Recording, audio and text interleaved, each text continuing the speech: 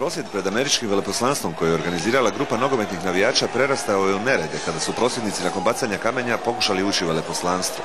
Jake policijske snage su ih rastjerale pa su se razbježali gradom, razbijajući pred sobom, prevrćući kontejnere, a među ostalim kamenovali su i slovensko veleposlanstvo. Grupa nije velika, ali je izrazito nasilna, pa su jake policijske snage blokirale ulice u središtu Beograda, a posebna meta napadača su televizijski snimatelji. Nekoliko ih je pretučeno i razbijena im je oprema.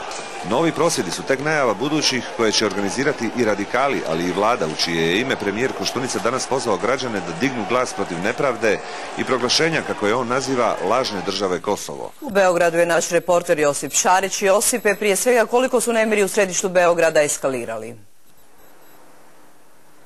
Pa nemiri su bile eskalirali negdje oko 21 do 22 sata, ima više od 20 ozlijeđenih za sada koji su u bolnici, 10 policajaca, 11 prosvjednika.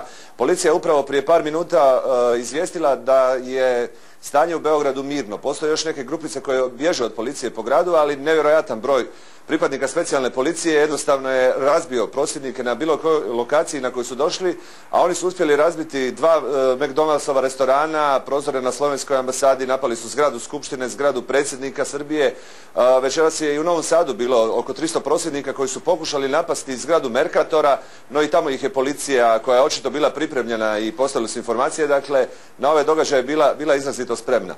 Stanje je sada redovno, ali ono što sve iznenađuje je da su večeras prve na udaru bile televizijske ekipe, pretučeno ili napadnuto nekoliko kolega sa RTS-a, B92, Studija B, Foxa i jedan Reutersov snimatelj.